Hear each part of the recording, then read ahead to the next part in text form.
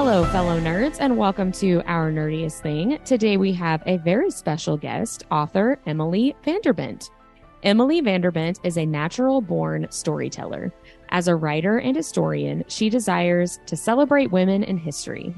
Through the Crimson Time series, VanderBent uses elements of history to creatively engage readers with the past. She hopes her writing will encourage young women to fearlessly pursue their passions and own the narrative of their individual story. While living in the real world, Emily dreams of days long past and stories yet to be told. Welcome to Our Nerdiest Thing, Emily. Thank you so much for being here today. Thank you guys for having me. Yay! Woohoo! Will you just start off by introducing yourself a little bit to our listeners and just tell us a little bit about yourself? Yeah. So your intro was great. I guess to sort of carry on from that, my name is Emily VanderBent.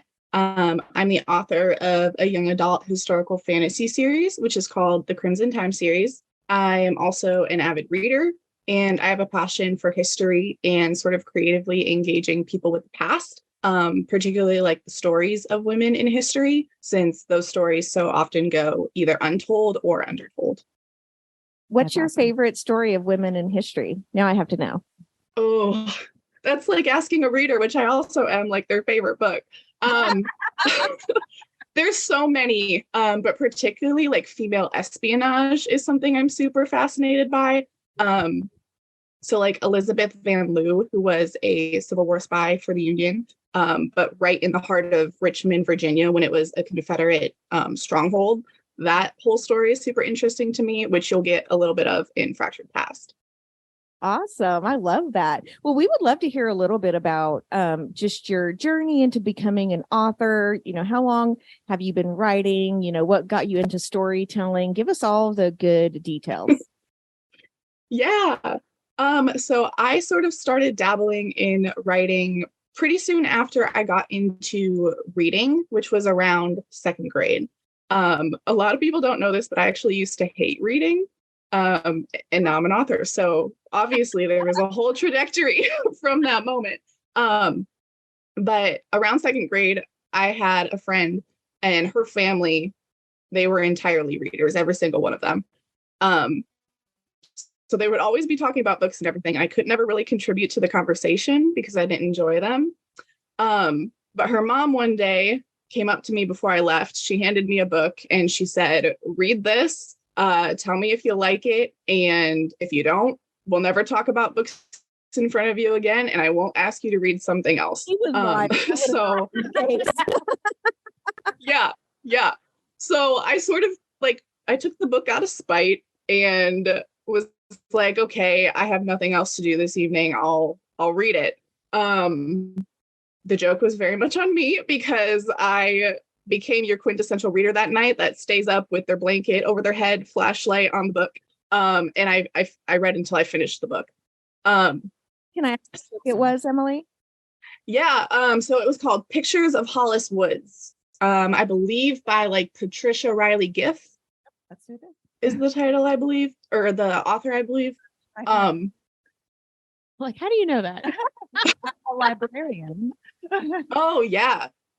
But yeah, I sort of admitted my defeat and I brought her the book the next day and said, "You win. Like, do you have anything else that you think I would enjoy? Anything else I can borrow?" So sort of since then, I've been like writing on and off, taking different like writing classes in high school and college and whatnot. But it wasn't really until like senior year of college that I feel like I really sort of took my writing seriously and started to take ownership of what would end up being like an author journey for me. I've always sort of wanted to write a book since the moment I fell in love with reading. And senior year of college, I sort of had some credits to burn. So I convinced one of my creative writing professors, to do an independent study with me where I would write some of a book and then she would do some editing and we would sort of go back and forth on that. So sort of through that process, it really helped me get in like a good handful of chapters and get a book started. And then pretty soon after I graduated, the pandemic hit. So we all sort of had this big free time that we had to sort of fill. So I took those chapters and I carried it out to finish writing it, did some editing, and then published what eventually ended up being Crimson Time. That's awesome. So can you tell us a little bit about Crimson Time? Like, give us the rundown, and we want to hear all about this amazing series. Yeah. So the Crimson Time series is a work of young adult historical fantasy, and it follows my main character, Adelaide, as she's sort of thrust into this world of the Red Rose Society, which is a secret order of time travelers that are all descended from different historical figures. So in order to sort of secure her spot in the Red Rose Society and learn the truth about her parents' deaths, she has to sort of survive this trip in time and outwit the other initiates that she's pitted against before the clock runs down. So that's my sort of little pitch about it. But the series as a whole is sort of my way of creatively engaging people with history and the women in it. But it's also sort of been a way for me to process through some different traumas of my own, as Adelaide has sort of done the same thing on the page throughout each of the books of the series. We've heard that from a lot of authors that working through their trauma. Now, I am very curious. I want to know where you got the name Adelaide, because my husband wanted to name my daughter that. So I want to know where you So I keep, as I'm sure a lot of authors do, just a running list that is sort of going to run the gamut of like baby names at some point, character names, and everything else that needs to be named. And so Adelaide was on it. And I liked it. So then I started to do a little bit of research into like the etymology and like the meaning of some of the different names. And Adelaide ended up sort of being like a dual Easter egg for my readers if they sort of look up the etymology and if they're at all familiar with the TV show Rain. Nice. And Mindy is our word nerd, and she always looks up the etymology of names. I love that. And I know, like, every time I look something up, I'm like, that author did that on purpose. Yeah. Yeah. Act like they don't, but they do. I think it's so cool. It's such a cool aspect of creating characters. Yeah, my husband is a complete like music nerd, and there was this pop punk band. And, oh my gosh, it's Anne Boleyn. And they had Adelaide, and my husband wanted to name my daughter that, which I wasn't necessarily against, but I was like, what if they end up like in the news for like child porn or something someday? I don't want it to be named after like an actual group of people, like, so, which I know is super weird, but that's what anxiety does to your brain. Yeah. I understand. Right. You do. Yeah.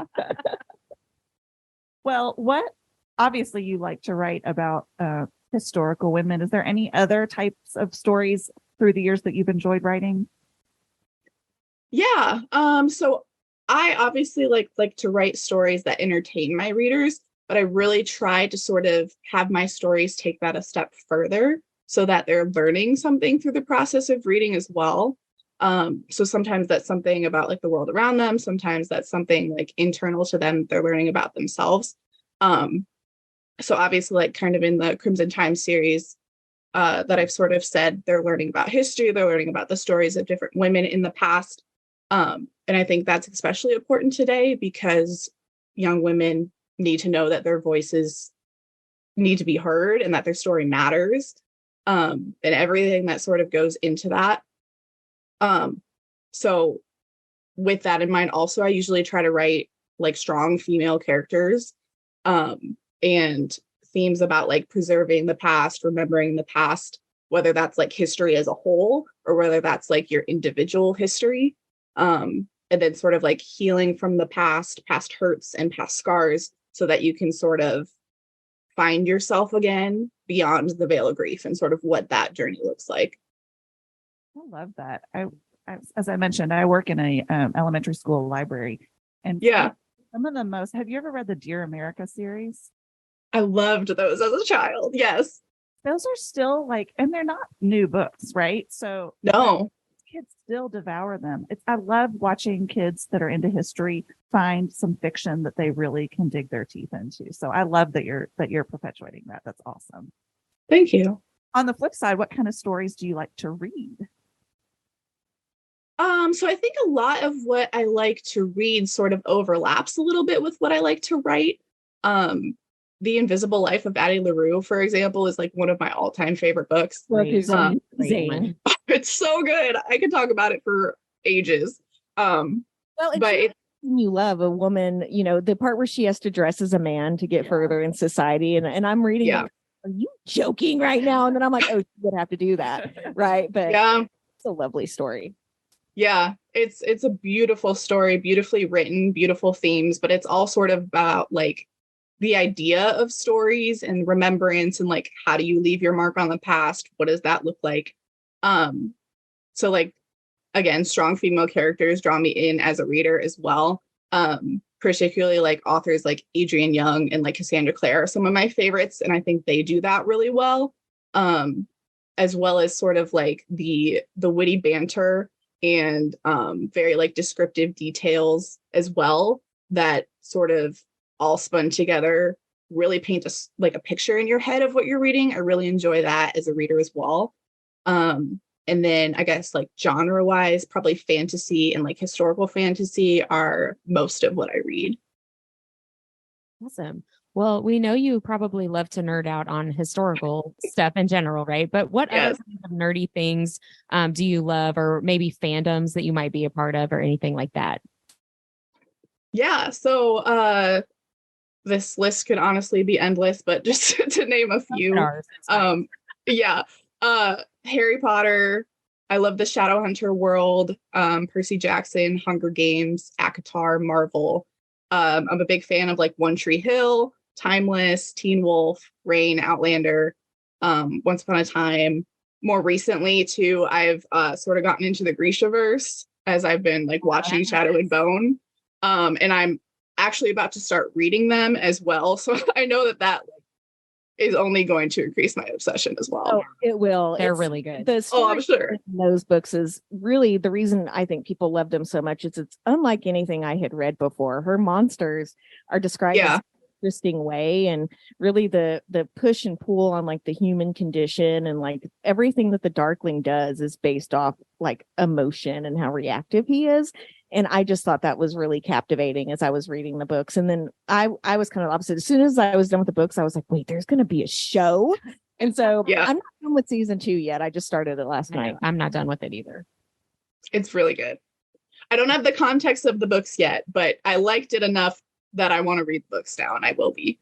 Yeah, the books are really good. I'm sure you will enjoy them.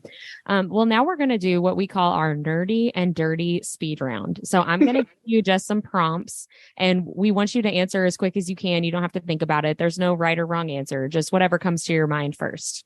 Ready? Okay. Ready. Okay. Favorite cocktail? Hurricane. Ooh, that's a good one. Favorite fandom? Harry Potter. Most binge-worthy TV? New Girl. Ooh, oh, yeah. I love the New Girl. Guilty pleasure? One Tree Hill. That's a good one. Book character that you would get nerdy and dirty with? Jace Herondale. Nice. Ooh. Team Edward or Team Jacob? Definitely Team Jacob. Who is your book boyfriend or bestie? Book boyfriend would be Will Herondale. Okay. Who is your book girlfriend or bestie? Book bestie would be Tessa Gray, even though that would be a little awkward. But smut or plot? Plot. And favorite childhood book? Pictures of Holliswood or the Dear America Diaries. And favorite cereal? Reese's Puffs. Nice. Thank you. Everyone's been saying healthy stuff, and I'm like, that is not the point of cereal. Yeah. I'm not like a huge cereal eater, but when I do, it's going to be Reese's Puffs. It's going to be so much sugar. That's a good choice. Yeah. So on the same token, answer as fast as you can. We're going to continue this lightning round, but it's going to be hot or not. Okay. And if you don't know, some of these are situational. Some of them are celebrities. So if you don't know the celebrity, just say pass. Pedro Pascal. Not. Thank you. There, that was the right answer. We have an ongoing disagreement with Whitney. Wrong. Miley Cyrus. Not. Tessa Thompson. Hot. Thank you. Paul Rudd. Hot. Touch Her and Die tropes. Hot. Sebastian Stan. Hot. Jensen Ackles. Hot. Small Town Romance. Not. Yeah. Ben Barnes, aka the Darkling. Hot. Timothy Chalamet. Not. Someone being sweaty after a workout. Hot. I think so too. Being quite weirded out by that one. The Rock. Not. Janelle Monáe. Hot. Tom Hiddleston. Hot. Miles Teller. Hot. Second Chance Romance. Not. And last but not least, Kristen Stewart. Not. Yeah, I agree with that one. Okay. Correct. Yeah. We told her there's no wrong answers, and they were like, no, yes, no. I love it.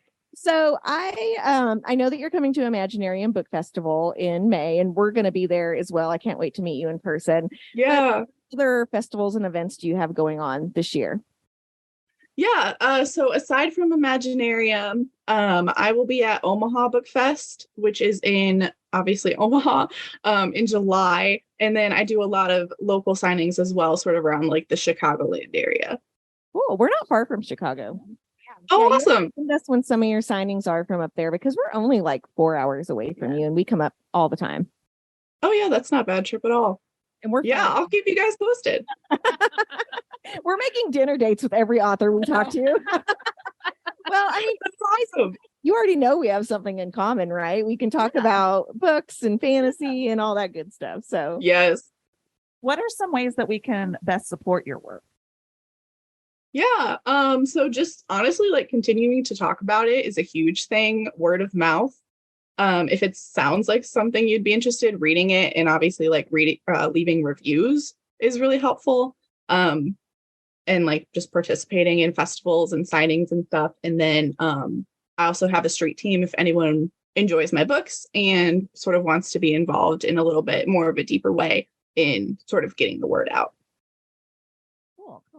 Where else can we find you online? So you can find me on my website, which is just my name, emilyvanderbent.org. And then my Instagram, TikTok, and Facebook are all Emily VanderBent _author. And of those, I'm most active on Instagram. I feel like all of us are most active on I Instagram know. anymore. Yes. I get on Yeah. Facebook for like, catch up in a different way than I do Instagram, Yeah, but definitely. Instagram's just so freaking entertaining. Yeah. It's user friendly too, which I like. It is. It is. Well, for somebody who's like social media and technology challenged like me, it's a lot easier to use. Yeah. I guess it wasn't at first, but now that I've used it more, I'm getting used to it. But our final question is, one thing that we talk about on our podcast every week is we all discuss what our nerdiest thing of the week is. So we'll give you a little bit more if you want to like go the past month or something. We'll give you a little leeway on that. But what is the most recent nerdiest thing that you've experienced or done? I don't even have to go the full month. I can go the less than a week because I'm almost done with my second like watch through of Shadow and Bone in less than a week. So that's pretty nerdy. Yeah. But here's the thing about fantasy world though, because my husband only he reads a lot of nonfiction and autobiography and things like that. He likes to learn while he reads. And he's like, well, how can you reread things? And I'm like, because you miss so much of the world when you're excited about the book or the show. You definitely do. To reread, you're like, oh, I didn't even see that. I didn't catch that. And so, I mean, there's some series I've read 5, 6, 7, 8 times, and every time it feels brand new. Yeah. Mm-hmm. Well, thank you so much, Emily, for being here and being on the podcast with us. It's been super fun to talk to you. Yeah, thank you guys for having me. I had such a great time. And I can't wait to see you at Imaginarium. That'll be really fun. Yeah, we'll see you there for sure. Thank you so much. Have a great night. You too. Bye. Bye.